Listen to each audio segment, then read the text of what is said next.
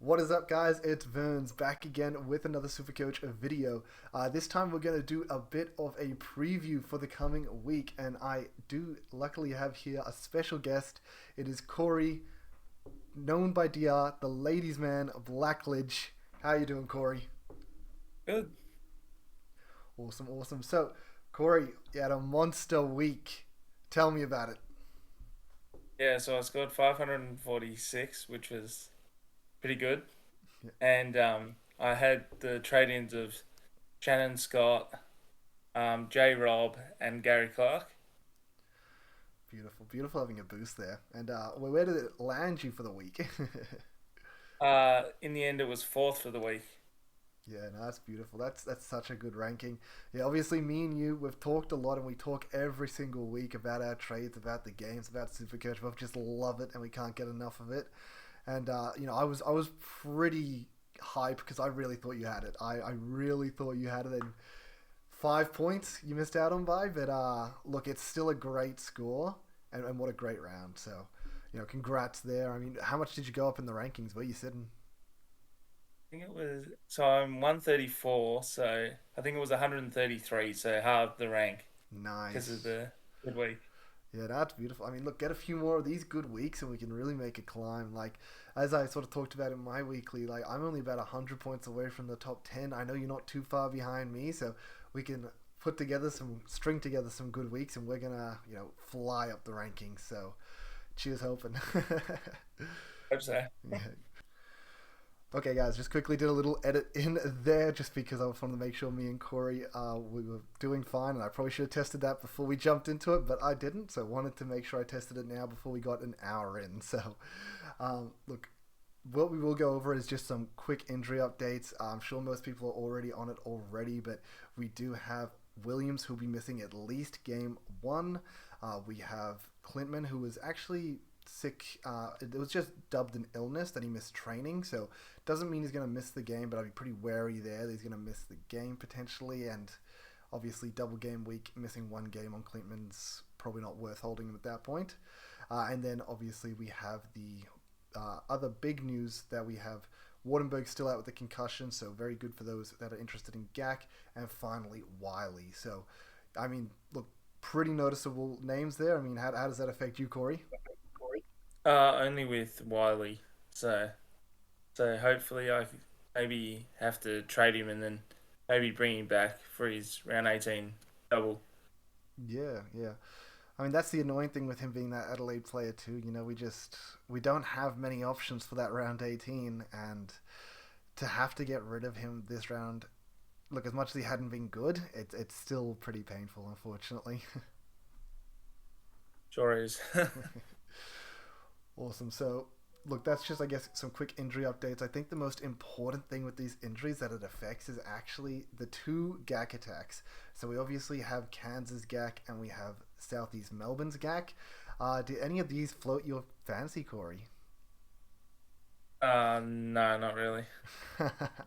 Look, I don't Because I play. got so much bank, so I'd rather pick someone who's got like Lee from Illawarra, who's got four out of the next five doubles, instead of Jack from Oath that have only one or two lots of doubles coming up. Yeah. No, I definitely agree with that. I think that Lee is, he's high priority for me, and I do think Illawarra with the amazing fixture should be premium for anyone to get on. I guess the only reason people are really considering these GAC plays is at the end of the day. Okay, both those things off. Where was I at? Um, Both Gacks. both You were saying GACs. about 100k, yeah. Yep, yep, awesome. So, yeah, they're at 100k. You go down, you bank a lot of coin, and that allows you to get your Cotton. That allows you to get your Creek. You allow you to get Froling, Clark, and that's why I think people are interested in them at the end of the day. It's not that they're looking at what they think they can produce or their output or their fixture. They're looking at them, seeing what they did last week, looking at that break even, and they're thinking if they can do that again and we can bank this extra cash, it's going to be a massive week for us. But look, I personally not a fan, but yeah, I can definitely understand why people are doing it. Look, I said I'm not a fan, but I'm not a fan of Kansas Gak specifically. I'm actually pretty interested in Southeast Melbourne's Gak. And look, you probably don't like the sound of that. Probably a bit speculative, but I mean, Gak hasn't been a terrible player for Southeast Melbourne when he gets court time. It's just Williams plays 35 minutes and he comes on for 5. Now Williams is out injured. Main court time going to go to Gak. He had a good week last week when Williams was on restricted minutes. He managed to put down a 19. All of a sudden, Williams is out injured. Adelaide are a team that give up massive points as centres. So there's no Wiley either, so exactly. that helps. Yeah, no Wiley as well. And then game 2, Southeast Melbourne coming to New Zealand. And we've known this all year long. New Zealand bleed points to centres. I mean, that's when Magne picked up 50 points in 20 minutes of game time. Like, they just do it. They bleed points. So, in my opinion, Southeast Melbourne's Gak, I think, is actually pretty good on the priority in the sense that he's got 2 pretty good matchups this week. No Williams in the team. And if Williams even returns to the second game, maybe restricted. And maybe he doesn't return for the second game. And all of a sudden, we end up with a starter playing big minutes at an absolute dime of a price. So that's why Gak from Southeast Melbourne interests me.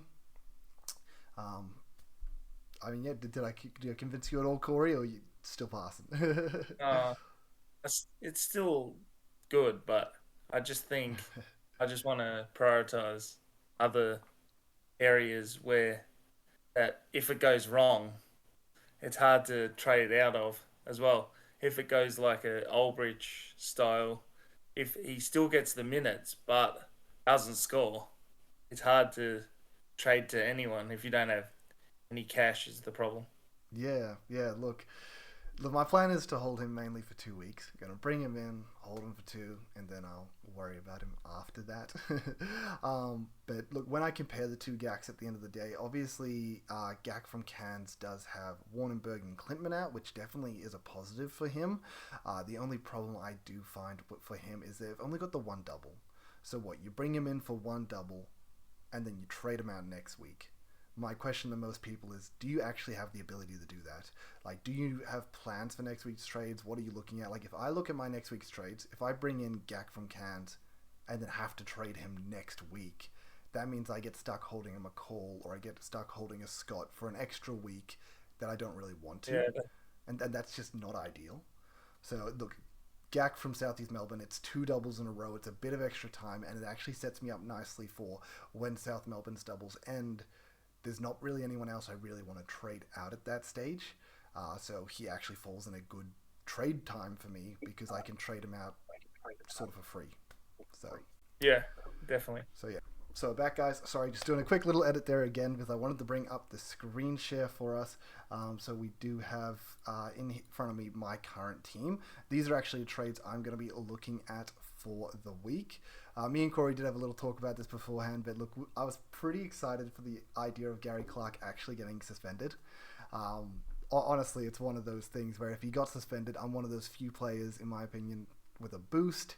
And I think with 80% of the top 1% owning Clark, it would have just thrown them into absolute disarray. And having that boost could have been a massive game changer, massive advantage on the rest of the competition. Now, obviously, how did you feel about him getting suspended, or how did you feel if that would have happened, Corey? Well, when I was hearing about it, obviously last week before their first double, I thought, oh God, got to scramble here. And then when I heard that he's fine to play, I thought I'll just use my last boost and just get him in because it was worth it. Yeah. But if it happened last week and we heard, I would have still had that boost to pivot to someone else instead, which would have still worked out in a way. Because I was pivoting to Lamb anyway, but I thought I needed Cotton, so I needed to save some cash to get Cotton. Yeah, makes lots of sense there.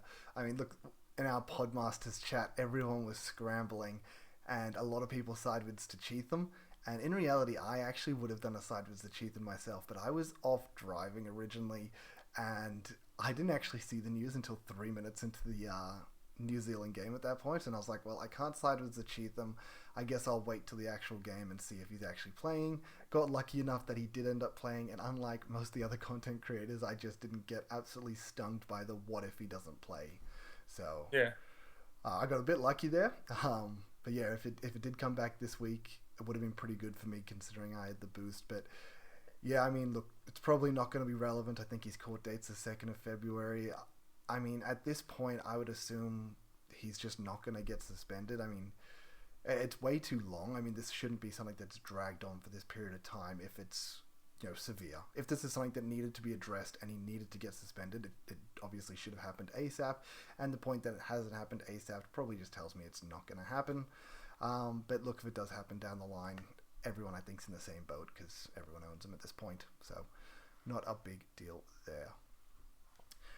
But yeah, this is, I think, how my team's actually looking. So for those that were interested in my trades, I was looking at going out Galloway, Lamb, and Menenga. I know Menenga's on the double, but the 0 hurt way too much. It allows me to get Cotton in, get Gak in, and get Lee in, which I'm pretty... Oh, I didn't want to click on do changes. Don't do that. Yep. Which I'm pretty happy with how this team is structured. And as I sort of mentioned for my trades, what this allows is next week... Obviously, Brisbane finished their doubles and Cairns finished their doubles. So what that would do is I would just side with McCall to Lamb, nice and easy there. And then I can go Shannon Scott, 120k in the bank. I can maybe look at a PJC or a Roberts, J Rob specifically from Illawarra. I think that's a pretty easy option there as well. So that works out quite nicely for me. And then the following week would be the last double for Adelaide, so I'd look at moving on Jalen Adams, and then there's not really anyone else in my team that I really would need to move on at that point. I think Bryce Cotton's a hold for the season, and I think Humphreys and Keller are a hold for the double the following week. So that's where Gak falls in quite nicely, that he would be, like, there's nobody else I really need to trade that week, so Gak falls into a perfect time. I can trade him out next week, and it's not going to really hurt me in any way. If anything, hopefully we can get a good bump this week. Hopefully next week's double we can get a good bump again, and hopefully that can work out quite nicely. But that's at least my plans for Gak. Awesome. So what we'll do now is we'll jump into some trade talk. So with the trade talk, what I was thinking we do this time is I usually jump in and I go to the top 5%, but I'm thinking we'll go to the top 1%. Obviously, me and you being in the top 1%, Corey, it's a little bit more, I guess, relevant to us, but I think it's also more relevant to look at what the top tier players are doing. So, obviously, top 5%, I think, are all serious super coaches. Top 1%, obviously, they are the guys that are killing it this season. They're the ones at the top of the ladder making the right moves, and we want to see what they're doing to make these calls. So yeah, we'll go through the list here. We can see the ownership percentage. Apparently I own all the top owned players, so I'm just on the bandwagon copying everyone else. It's what I do. But yeah, we'll jump into the around ownership change. So very first one there. How do you feel about this, Corey? Oh, I can't see it. Oh, sorry, you can't see my screen share. You didn't share it. Oh, it's not showing as... Oh, because it's showing this... Because I'm running the... How is that? Is that showing now? No. No? Oh, am I not showing... Sorry, I thought it was showing up as my screen share. So I'll just ask you to follow along then if you want to click on, I guess, the round ownership change, and at least then we're on the same page. And do we want the ins or outs for outs we'll first? do ins first. So we'll do Okay, yep. Top 1%, yep. Okay. Yeah. Okay, cool. I will... So let's see, 11:29 is probably the edit this back sort of thing. Yep. Cool. So jumping back into it, we'll just start from the start. Okay, so we're back, guys. So we've got Bryce Cotton, number 1, most traded in. How you feel about that, Corey?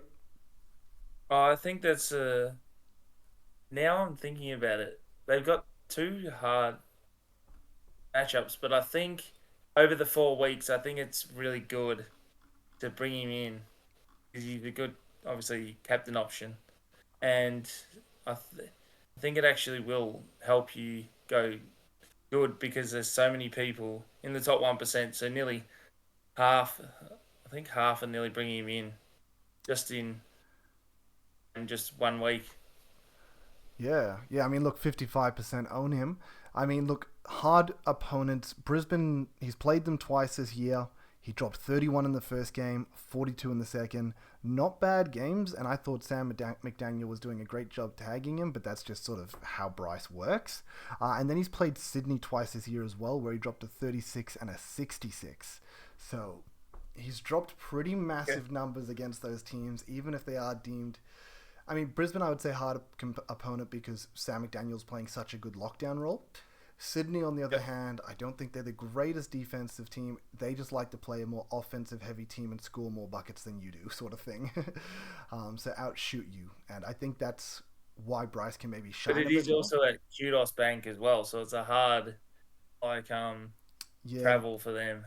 No, well. that's true. That's true. I mean, it was at RAC, RAC, sorry, whatever. Arena, Yeah, RAC Arena. I'm killing it, whatever. But it was obviously at their home that they dropped the 66. Last two games against Kudos, he still dropped 39 points against them the last two times he's played him at Kudos. So, look, still could be fine. I think at the end of the day with Bryce, you're getting at minimum safety. Like, you're going to feel very comfortable having him in your team. You're going to be very comfortable him getting a decent score for you. If you wanted to go wayward with the captain, I guess maybe you could look at maybe other players that you think there is more upside on. But I do think if you're going to probably bank in Bryce, you might as well captain him if you're going to pay $460K to bring him in. Yeah. Yeah, and as you said, he has the double as well. So it's not just this week; it's the next week as well, which is very nice. He has Illawarra and Southeast Melbourne, which Southeast Melbourne have been sucking pretty hard. So that's probably a very good matchup. Illawarra, look, their guards aren't the most defensive, so that's probably not too bad for him either. And then we do fall into two single games, 18-19 for the singles before going to 20 where he has a double again. So in my eyes, when you bring in Bryce, you're holding him for the season long. You're going to get 3 weeks of doubles out of 5 from him. I'm all for this trade. I think it's going to be make or break. If you don't get him in, it could hurt you a lot. And you just got to sit there praying that something goes wrong and he bombs. Yep, definitely. Awesome. Well, second on this list, we have Gak sitting here. 18.4% of players have traded him in. We already sort of talked about the Gak Attack previously. Look, honestly, he does look great in cams. When cams have the rim protectors in Gak and Robertson rather than these pick and pop outside shooters in Menenga and Wurtemberg, I think they look like a much stronger team. And it's so nice having someone like Gak in there because, when McCall drives, it means that the big man on the other team has to make the decision. Do you go to McCall and risk him putting it over your head and Gak putting a lid on it? Or do you try and play that middle ground where you don't let the lob happen, but then you're letting McCall get a pretty easy layup? So I do think cans look much better with Gak or that rim, as I think that rim dunk threat in the team. But obviously you just never know with Ford. So yeah, sorry, we've already chatted about him a lot, so I'll not talk too much. Next one is Humphrey. How do you feel about Humphrey? Traded in by 16.8% of the top 1%. I think it's okay, but because center is obviously the third least most scored points, I think it was, for the season. So I think he's the best, even though he's got 2 singles. I think he need a single next week. Obviously, then the double. I think it's the right idea without Wiley as well. Yeah. No, I do agree. I think Wiley definitely... look, I don't know if Wiley affects him too much because Wiley had been spending a lot of time on the bench, but he played, 14 minutes in their last game and Humphrey went for 49. So, look, it's still, at worst case scenario, it's a positive effect to Humphrey. If it affects him at all, that is. Now, with Humphrey as well, as you mentioned, they have the double this week, then a single, and then another double. So if you do bring him in this week, you're going to get him on a week that, the only teams on that double are Tasmania and Adelaide. So going to be pretty valuable there.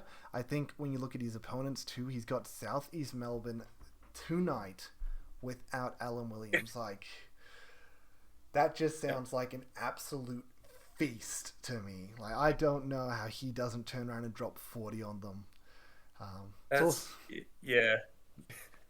I'm worried. I'm worried if I go Cotton C that he outscores Cotton this week. That's what I'm worried about as well. no, I think there is some real contenders to potentially outscore Cotton this week, and Humphrey's got to be one of them. I mean, look, Illawarra aren't the easiest team to score on inside. Frolling's definitely not a bad defender. He's definitely more offensive based than defensive based. I think the last time Humphrey and Frolling versed, they both just put up a ton of points against each other, which, for Supercoach, since we all own them, we'd all be very happy with that. But yeah, I think just looking at that SEM matchup, there's a chance he's easily going 40 to 50 points in this game, and the only worry would be that if they blow them out too hard, do they tone it back a bit? Rest Humphrey, not overwork him?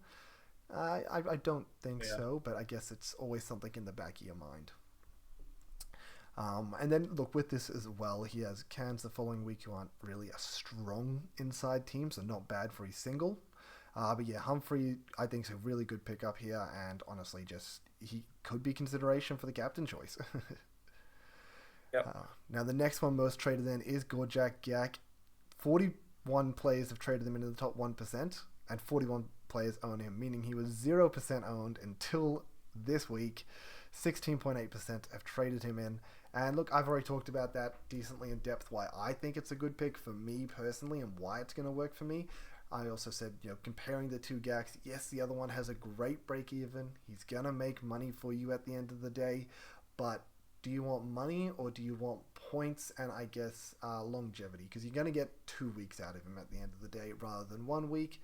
And I think that should be a little bit more higher prioritized than what people are sort of giving it credit for. Saying that, there's a good chance maybe just Gak comes out, drops a 50-pointer, and everyone's laughing. So, yep. Awesome. So next one on the list. How do you feel about this man? Pinder. 12.3% of people have traded him in. I don't know. He's been a lot of this year up and down, and I don't want to go back there. Is that I was doing well early in the season, and then bringing him in over Cotton was like the moment of my season that sort of went down. But then planning ahead meant I could come back, even though I didn't have Cotton because they didn't have obviously a good double run. I don't know. Pinder's highest is only 71, so I'm not sure if that's he'll be on your bench or potentially. That's what I think. Because if you've got Humphrey, he's going to be on the bench. If you got Clark or Froling, you wouldn't play Pinder over him because he could do anything. Yep. And look, at the end of the day, the comparison is Pinder to Humphrey is 17k. Like, it's not a big price jump. Look, going to Froling or Clark, it's about 50k. Sorry, one sec. Oh, sorry. Pinder, at the end of the day, he's 50k behind Clark and Froling. And 50k, people might just not have that. But 18k, 17k to go to Humphrey, I feel like you've got to be able to work that. That's got to be something you can do. And this might be a little bit of bias because I am so burnt from that man. I'm sure we were talking probably earlier in the season about it, or even if you watch my videos, then I brought him in instead of Cotton. Yeah. Oh god! And when I captained him for 29, I can't. Pinder he's done me dirty. And just looking at him, you know what? Best of luck to all y'all. I ain't touching that with a 10-foot pole. Like, no way. But I do think you make a good point. His highest is 71, and that's the one time he's gone above 60. So his next highest score is 57, and that was very early on in the season. So we had, 57, 51, 50 early on in the season, which is what baited us into getting him. Then he had, this 32, 30 on a double. The 31 was a single, 29 on a double, I think it was. No, that 29 was also... No, yeah, the 29 was on a double, it was. He absolutely just fell apart in the middle part of this season and was absolutely awful. And look, going over 61 time, that's just not good enough in my opinion. Like I don't want to be paying this kind of money for someone that is most likely, best case scenario, getting to the 50s, and more likely, probably in the 40s. Like it's just, it's not, Yeah. look, just not where I'm going to be going, and I would strongly advise to everyone else to not do it. But that, as I said, that might be a bit of my bias. So the next Yeah. one getting traded in, Gary Clark, 10.6% of people trading him in. I mean, you already said you've traded him yourself last week. How do you feel about Clark? Oh, he good, but in the first game he could have scored more because he was in obviously foul trouble, and if he stayed out on the park for the last part of the I think it's second overtime, I think it was, Yeah, that he could have scored like in the 50s for his because he was on obviously 49 or whatever, and he could have got over 50 for sure. I think yeah. I mean, that seems to be a trend with these players that love to go big. Williams goes big. Clark goes big. Um, it's McCall McCall, as well. yeah, they're all foul trouble people as well. It's like they have this massive ceiling, and then they also get fouled off at 30, and you sit there going, fuck. Yeah, it's like people who had like Doyle last week as well as Yeah, a double game as well. It was so hard because he obviously in the first overtime gets fouled out and he was on fire, and yeah. then you think, what have I done as well? Yeah, no, I remember the very first overtime of the season. I think that was a Perth and Melbourne game. I remember sitting there feeling very upset because I'm looking at the game and I own zero players in that game. Because overtime, the extra 5 minutes, it feels good and it is so good for Supercoach scoring. So, Oh, yeah.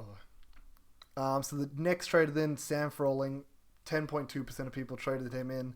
Think same boat as Gary Clark. Amazing fixture, great matchups this week. Like sorry, I'll click on it to show the matchups to everyone, but yeah, that they feel pretty good to get in. Oops. Yeah, he has Cairns and Adelaide this week, both at home. Oh, we know Cairns give up inside points. We know Adelaide gives up inside points. Clark and Frawling this week, they feel like great picks, and then they have the double again next week where they have New Zealand who give up points to Bigs as well. So, look, I definitely am not going to tell you not to buy them. You know, I'm going to strongly advise buy them. Like they're Well, premium. because they're highly owned as well. So, and if you want to keep your 1% rank or keep getting a good rank, you need these guys, or else because it's they've got four in the next five, and you don't want to miss out before they get to 400k or, Yeah. and then how you're scrambling to get them all in. Yeah, no, 100. I 100% agree there. If you don't get them in now, like when do you get them in, or do you just accept that you're not getting them in? And even as you said, if you want to keep that 1% rank, it's not about doing what everyone else is doing. It's not. It's not saying copy what they're doing because if you're doing the same thing, you're not going to lose your rank. We're saying these players are so good that if you don't own them, you're just going to have a huge dive on the rest of the competition. That's just how it is. Like usually in a lot of other games, things like AFL and stuff like that, we talk about sometimes make the pod pick because at the end of the day, 3 rounds left, you sit in rank 30 or something like that, and it's like, well, you could go with the crowd and get a respectable rank and just be happy with that, or you can make a pod pick and try and make a crazy play for rank 1 because if you're not winning it, you might as well go crazy, right? um, Yeah, but I think this is slightly different because usually we can say make a pod pick and the pod pick can be just as good. But with the fixture that they have for Illawarra, there's no pod picks that have the same fixture that are going to put out the same amount of total points over the coming rounds. It's just not happening. If you don't have them, you're falling behind the comp. Yep. So number 8 we have Mitch Creek, which I think is a great trade in again. Alan Williams out. Their entire scoring is going to be basically on Creaky. I mean, you feel for the man having to literally carry this team when he's back at the moment. yeah. But because of it, he has a very high floor. Like the last 2 games, he went 40 and 40 in his last 2 games. So just yeah, Because I remember the last time without Alan Williams, like only 2 weeks ago, he like Creek put them on their back, even though they were losing by like so much. He still he still scored really well. I think he's a good option this week for sure. Yeah, and look, at the end of the day, Phoenix, I think they're still playing for finals. It's going to be very hard for them to make it. And at the end of the day, the fans want to see Creek. It's not one of those things where it's like, oh, we're getting to the end of the season, they're not going to make finals, like they're just going to run all the kids. Like at the end of the day, the fans don't want to see the kids. Like, no offense to them, I'm sure the kids will be great in the future, but right now, what the fans want to see, they want to see Creek. And we have 3 games out of the next 4 at the State Basketball Center.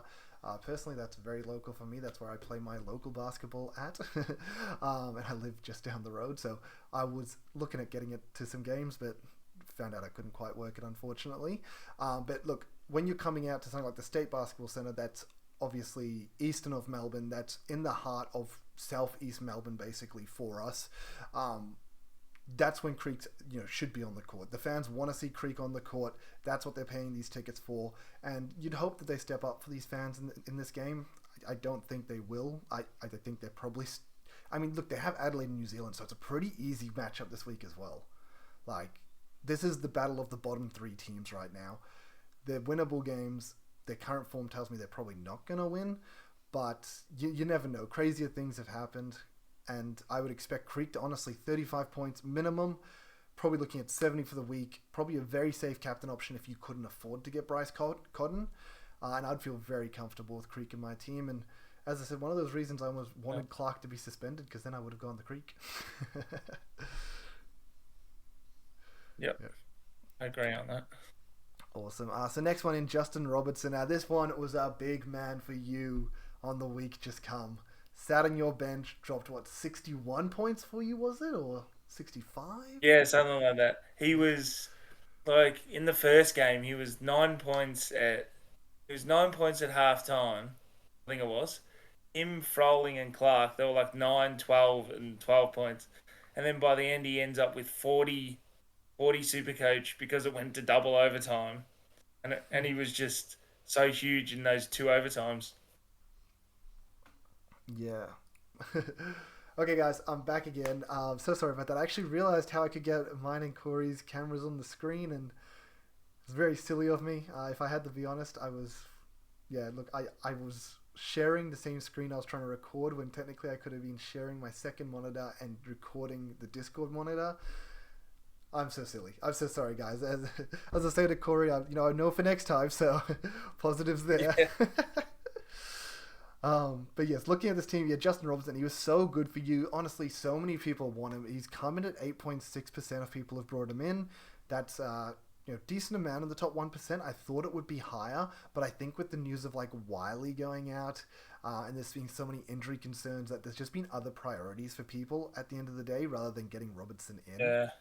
And then people have got to get Galloway gone and different things as well. So Robertson you sort of have to divert in a way because he's only guard only. So you can't compared to Lee who's guard forward. So it's just hard to pick Robinson this week.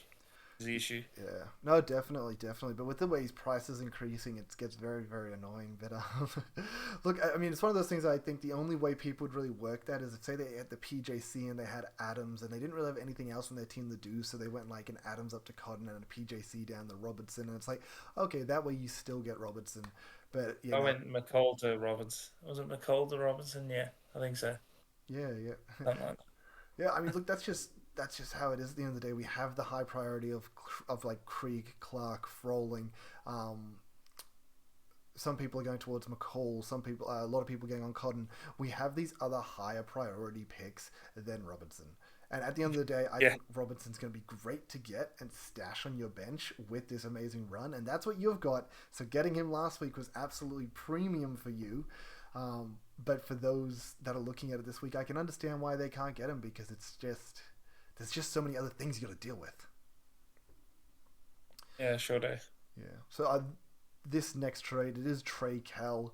7.8% of people have traded him in. A little bit late to that boat because now he's $350K and he's very expensive to bring in. I would probably almost recommend against it just in the sense that I know I talked about pod picks previously and not to do them, but I would say that's pod picks against Illawarra that have such a good fixture. Now, Trey Kell's fixture is he's going to play 2 doubles in the next 3 weeks. There is a lot of players going to play 2 doubles in the next 3 weeks. You can get on Perth players. You can get on Southeast Melbourne players. You can get on, I think those, I guess, Illawarra players, I guess. And, you know, out of your alternatives from Adelaide, I don't think you need to rush in Kell. A little bit late to the 8 ball there. He probably doesn't have much more cash to make. If you think he's going to explode, fair enough. That makes a lot of sense because, I mean, at the end of the day, Kell does have Southeast Melbourne that we talked about being beat down, and Illawarra, who usually aren't too defensive. So he has a pretty good fixture this week, so I do understand that. But look, it is one of those things where I just think that if you went for a Robertson with a better fixture, I think that's a great idea. If you have a bit more money to go to Creek, that's also a really good option. Yeah, I think there's maybe some other options that you could maybe temper with rather than going to Kell. Sure can. Yeah, so look, Ty Webster, I'm not really going to worry about too much. I guess that's just people looking for a cheap guard and whatever, if that's going to float your boat. I personally think there's a better option than Ty Webster, which is going to be ranked number 13 there. Hongjong Lee. How do you feel about Lee? Oh, he's a good player. Yep. He's like the sharpshooter. Yeah, I mean, three. Yeah, that's the thing. The commentators say it every game. He gets a pass out in the corner wide open, and the commentators will be like, "Guys, that's a layup. Like, don't let him have it." Like, because he is just a sniper, which is very entertaining. But with Lee as well, he's also quite big. I think it's misleading on the court because he's playing this shooting role, but he is very big. And look, he got a 31 like last week, and then a 10. And those are pretty abstract, in my opinion, from both ends of the scale, because I feel like he's a 15 to 20 guy. So the 10 was a bit unders, but the 31 was very overs. The 10 was unders because he came off the bench in the second game. That's all. Yeah. So the first game he started, the second one he came off the bench. Yeah, I find it funny in the first one too. I mean, the first one did go once again double overtime, so a lot of points up for grabs there. But I did find it funny that I think his like shooting was actually down a bit in that first one. He was missing buckets that everyone like usually give me buckets. They're usually free for him. He was wide open at the 3. He would miss them. He got to the free throw line and he missed like a bunch of free throws, which I found absolutely gobsmacking. Like, this man is automatic from the free throw line usually. Like, a good 98% shooter, I'd say, from there. And all of a sudden, he just, like, missed, like, 3 out of 5 in, like, a crucial game. And I was like... that. Yeah, no, that was crazy from him. It was a little bit of pressure there. But, look, this was something that was actually brought up on the Insight Fantasy Sport podcast. That Lee is on a 3-year deal. So, at the end of the day, if you have guys sitting there, you have an import that... You know they're not coming back next year, or you have a guy that you got on a 3-year deal that you're going to be developing. You're going to play him more. Oh, damn straight you are. He's definitely getting priority court time over many more players. First of all, because he's actually very good. He's a great... He's kind of the 3 and D style guy. He's a very good defensive player. He's a sniper, and then he's quite big and actually gets a lot of rebounds. In that first game with his 31, he got a double-double. Like, he loves a rebound, which is great as well. We love whenever we see people getting on those rebounds. So Lee loves a cheeky rebound. He scores very well, and he opens up the floor. He stretches the floor for his entire team because you can't leave him sitting in the corner unless you're willing to give up 3 points. So, look, he's a great player for Illawarra, really helping Illawarra, and I think Tatum definitely realized that when he was playing this team. He was like, okay, look, Robertson loves to drive. Yes, he can shoot a three. Like, Robertson was relying very heavily on his threes at the start of the season, but I think he had one of the lowest 3-point shooting percentages. It's like all of a sudden you get Lee on the court, put him in the corner, stretch the floor. Robertson was taking players to the rack. And don't get me wrong, I don't think Tasmania were playing defense like at all. No, they were. They were not. But I think that might be the threat of these outside shooters, because all of a sudden you can't come and play help defense because you're scared of Lee, you're scared of Harvey draining threes, meaning when Robertson makes that drive on you, and he beats you off the dribble, which is what he was doing to Crawford, he was doing to McVeigh, he was doing to Drimmage, Milton, he was doing it to all of them. He'd beat him off the dribble, and then there's no help defense to rotate because they're too scared of these corner 3 balls. So I think that the coaches realized that Lee on the field, even when he's not catching and shooting, the threat he creates creates better offense. And so I think that's a big reason he's getting minutes, and he's just a great player for them. And I think, as I said, 15 to 20 I feel is pretty standard from him. That means you're looking at 30 to 40 points over the next 4 out of 5 remaining weeks. That's premium scoring. So Yeah, that's getting 40 every week is like so good compared to like some people in doubles. Like have gone like 20 in a double, and it's like you could have had Lee in a better fixture than someone else who's got like a less, and you're playing for like say the weekly or something, and they don't do good like Galloway in a way. yeah. I mean, and the other thing on top of that, it's like you have someone, say you have a Milton Doyle in your team right now, and you're like, okay, look, the way my team is, I'm probably just going to have to hold him for the next, well, until the end of the season, maybe. And you look at that, and it's like, well, look, Milton may score 30 points in his single games, which might be as much as Lee at the end of the day. But the big difference is if you were to go Milton to Lee, you bank 160K, allowing you to develop the team elsewhere. And I think that's the biggest thing. He's a cheap player, good double runs, he's getting the court time, and yes, he's Supercoach scoring it. It's not elite. You're not going to sit there and be like 60 out of this guy. I mean, if you got 60, you'd be absolutely jaw-dropping. But you're not probably getting any less than 25, at least, from him. And you've got the upwards of maybe a 45 on a good week. But probably between that 30 to 40 range, you're going to feel pretty comfortable. And as I said, you can use that money better elsewhere. So, Yeah. awesome. So, yeah, that was, I guess, my real pick there, and obviously that's why I've jumped on him. And he's in pod territory as well. Yeah, massive pod territory. I didn't even know until I clicked on him that he's at 12%. That only 12 people are bringing him in this week. Yeah, in the top 1%. That's crazy. And look, that's one of those things that I've been trying to do a little bit less of, is sometimes don't just look at what other people are doing and make the pod play in that sense. Make the plays you think is good, the things that meet your eye test. If that ends up being a random pod, that's just a bonus. Like, I always had plans of getting Lee, and the point that he's a pod, that's awesome. Great. That's going to be a huge advantage, I think, for me. So, yeah. Yep. Just like I think a lot of people got last week with Tyler Harvey. I mean, 4 people had him last week, and geez, he really balled out. So, yeah. Tyler Harvey. I actually, it was him or Shannon Scott. I thought about, but then I wanted obviously the cash, because I think obviously this week for me is Bryce Cotton for me, because obviously I can afford it without damaging my whole team. So. Yeah, look, I was personally very happy with bringing in Scott, because I think Scott, he's shown previously, he showed at the start of the season, he's a 300k player, and we're getting him for 108k. Like, with a good schedule, 2 double-double weeks. Yes, that 9 hurt us in game 1, but it was honestly foul trouble. Yeah, but he was in foul trouble. So.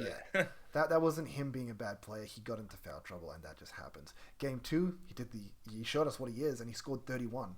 And that's something I wouldn't be surprised that if he came out, scored 25 for both these games, maybe 30 for both these games, and puts out a 50 to 60 for us, and he's only 180k on our bench. Like that, I wouldn't be surprised, and that's going to be absolute premium. And then where some people still have Armstrong sitting there who could do anything. Yeah, as well. Literally. I mean, that's the thing. You look at him and Armstrong's price, it's 20k difference, and you're probably getting, what, maybe at best case a 40 out of Armstrong, more realistic a 30, where Shannon Scott, you're probably unlucky if you got a 40, and best case getting like 60 plus. Like, I think he even had it this season if we do just randomly click on Shannon Scott here, but 64 in round 2 he put down. 70 I remember round that one, 3. This man is a gun, and then he got hurt. He got injured. He's not at a shitty price because he's a bad player. He's at a shitty price because he got injured and he got eased back into the team. But if he was to return to anything like he was at the start of this season, whew, we're going to be absolutely laughing. Yeah, definitely. So yeah, I guess that was the market changes really for this week. They were, I guess, the main things that we went over. Is there anyone else that sort of stands out for you or that you wanted to bring up? No, not really. Yep. One I actually do want to bring up. That might seem weird, but right here, David Okamwa, I don't know how to say it. Okwera. Yeah, Okwera, that sounds about it. This might seem weird to people, but look, he's been getting a little bit of court time for Perth. If you're somebody that, because I've heard about this strategy where people are thinking, let's go to a base rookie, 58k, and use that money to get a better on-field player. Do you disagree with that? Do you think that's wrong, or how do you feel about that? I I think it's no, I don't. It's I disagree because what if it? I don't know. Some of these end of the rotation guys, it's been so hard for them to like Ben Henschel, like Harrison, like all these guys, and they're not really scoring well, and it's not. I don't think it's worth it, Yeah. in my opinion. Well, yeah, When you can get 30 30 to 40k more for Gak from Southeast Melbourne, who could be way better. yeah. And I think, look, the thing is that we've got to always remember that people aren't in such a luxury position like we are. Me and you have made bank. Our team's worth, what, 3.2 million miners? What, yours probably about the same-ish, I'm guessing? Hang on. Mine is. No, mine's only 2.8. Oh, 2.8. So, but it's still a fair bit of money we've made at the end of No, the because day. I've got the 100,000 in the bank, so There you really go. 2 point. So probably Yeah. closer to that 3 mil mark. So that's the other thing. People are in this situation where they haven't made the bank that we've made. You know, there's a reason, like, no offense to them, but there's a reason they're not up the rankings because they didn't make the bank. And because they haven't made the Because they bank, didn't get rid of Ben Henschel early. They didn't get rid of Aldrich when he lost heaps of money yeah. and the Yeah, and stuff like that. yeah, exactly. And because of that, these players are in situations where it's like they want the premiums that we're getting. They want the Bryce Cottons. They want the Clarks, the Frolings, the Humphreys. But unlike us, they don't have this plethora of cash where we can afford to do that while still holding guys on our bench at 200k. You know, they're not in that position. And because they're not in that position, they're thinking, if I go all the way down to a 58k guy, yes, I'm going to probably get zero on the bench from him. But the guy I currently have on the bench is only getting me 10 points anyway. When that's halved, it's only 5 points a week. Really not a big deal. But if all of a Yeah. sudden I can get, let's just say for example purposes, a Pinder up to a Froling or a Clark with that extra money, is that going to make more than 5 points a round that I'd be losing holding that guy on the bench? Yeah. And the answer is it probably would. So I don't disagree with that strategy. But I also think that someone like Okawera, this might sound weird to people, but he could be a bit of a sneaky one here where you're not quite going down to the 58k. You're only going down to the 67, but hopefully that 10k isn't quite the difference for you. But Okawera has been getting court time for them at the end of the day. He's been getting on the court for Perth, playing ball, and if anything, he's fallen into a position where Doolittle's out injured. I would not be surprised if he got increased minutes because of that. Because the question is, where do Doolittle's minutes go? At the end of the day, Pinder already plays big minutes. Wagstaff, oh, sorry, excuse me. And we lost the screen for a second. Here we go, it's back. Oh, I did that. I just did that. Don't worry. Ah, yeah, so, Because it was buffering for some reason. no, sorry, all good, all good. Um, So at the end of the day, Wagstaff isn't really playing big minutes anymore. He's not that guy. And then where else are they really looking? Maybe a Jordan Usher ends up with minutes, but he's not a forward. He's a shooting guard, small forward at the end of the day. They want a Yeah. power forward that plays semi like a center. And I think that with Okawera, we could get a bit of a forward here. He could maybe get a bit more minutes. Maybe it's not huge minutes. Maybe he just goes from the 2-3 minutes that he's playing up to 8-9 minutes, but that could be the difference between him coming out and actually scoring 10 points on your bench rather than you bringing in someone that's going to get zero each week. And Yeah. if that's 5 extra points and you're still getting that premium upgrade, I think that could be really good. And then in 2 weeks' time, when he's finished his double run, maybe he's made a little bit of cash, and you can downgrade him even further if you want, and then use the rest of that money to once again move your team further. So I think he could be a bit of a sneaky one here for those that are looking at that strategy, if they can afford the extra 9k to get him in your team just for these, double week that Perth has coming. But yeah, that's definitely one I just wanted to shout out there.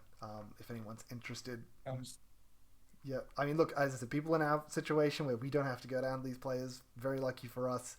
But for those that aren't quite in that luxury, here's a Yeah, sneaky one definitely. for you. I've seen some teams where even though they're like in the top 1,000, but they've still got like some players that are really not that scoring Yeah, yeah. well. Yeah, look, with this, I mean, final thing I guess I'll go over is I guess my team heading into the end of the season. I mean, what I'm trying to think here is as of next week, there'll be 4 weeks left, and over those 4 weeks, New Zealand and Illawarra have 3 double games. So that's pretty nice for them. What are you feeling with the end team? I was thinking that maybe we could try and get maybe 3, 4 Illawarra players, maybe 3 to 4 New Zealand players, and that would Yeah, I was really, thinking. yeah, yeah. Sorry. Yeah, I was thinking that, but I'm unsure how. I think it's either Cal or Humphrey when it comes towards it. I'll have to get for Lamb, obviously. I'll need Lamb, Yeah. of course. But I'm unsure, obviously, next week how I'm gonna. Because I think obviously Lamb's got double next week. It's just hard to know how to get him, but also trying to keep Humphrey for their last double is the issue. Yeah, no, I could definitely see that being a problem for many people. I mean, lucky for like me, I've got McCall, and I just plan on sidewaysing McCall after he's double to Lamb, and that's nice and easy. Yeah, Obviously, as you said, you want to keep Humphrey and Kell for that extra double they have. Sorry, extra double yeah. that they have. But then, who are you trading at that point? I mean, Adams also has a double on that week. It just, yeah, it does seem like a But bit of that's a what hard because I one. want to trade Adams this week is the issue. No, that could be some real trouble. Me and you will definitely have to talk about that through the week to try and figure out what to do in that situation.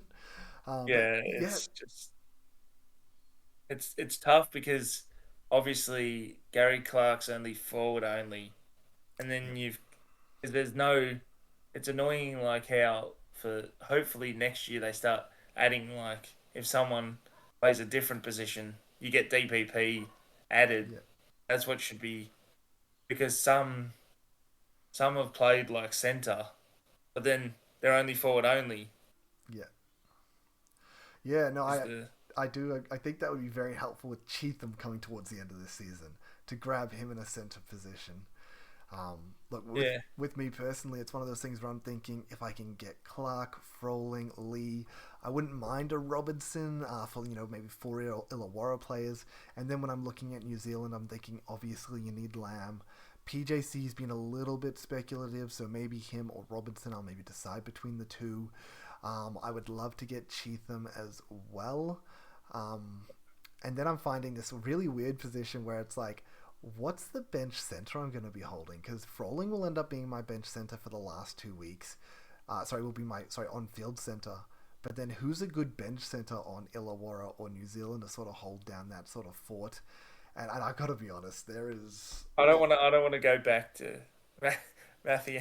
Oh my goodness, it's Mango or it's Aldbridge. They're the two that stick out, and I'm sitting there like I cannot do that. I can't do No, it. The only other thing I am considering, and this is going to come down purely to what happens to JLA, and that's Huckporty.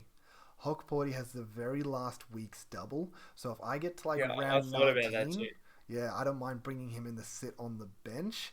I think he's probably going to be a bit better than Mango or um, Aldbridge. Aldbridge, But yeah, yeah, if something happens to JLA, especially, then I think huge bring in. So yeah, I might maybe only end up with maybe 7 or so of the Illawarra New Zealand combo. As I said, I'm going to hold Bryce all season. That leaves like 2 more players left. Maybe I can go a Hook Porty on the bench. And then I've got like 1 more player I can sort of just flip back and forth depending on who's got their doubles, I would think. That's sort of how I want to try yeah, I and get think it so. structured. Maybe I end up with like a Travers at the end of the season, try and maybe catch people off guard with that sort of move.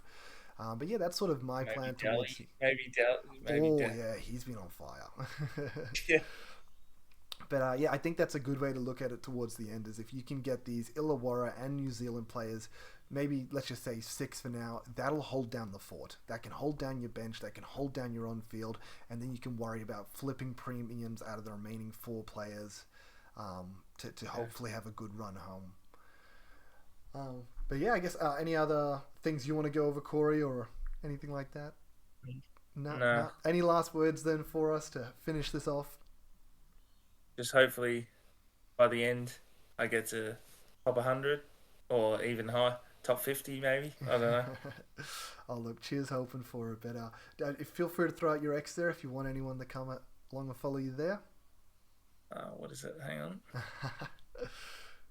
I've got to remember. So it's Corza B. Oh, sorry, I totally lost that. It was Corza what, sorry? B213, lowercase b. Yeah, Corza 213. B213. So you can find him there at X Fellas. Go along, give him a follow. Corey loves to give us an update with how his team's usually going on X, so see a lot of good things there. Obviously, you can find me at Verns_SC on Twitter or right here on the YouTube channel. I'm going to have some AFL content coming soon, so anyone that does the NBL and is interested in that, I'll start getting that out soon too. So once again, just a huge thanks to you, Corey, for showing up and being here today, and I really appreciate you making the time to have this chat with me because I love doing it over the phone, but it's really nice to get it in person too. Yeah, no worries. Awesome. And finally, just for those that already have stayed to the end of the video, I appreciate those that like and subscribe. And till next time, everyone. Peace. Later.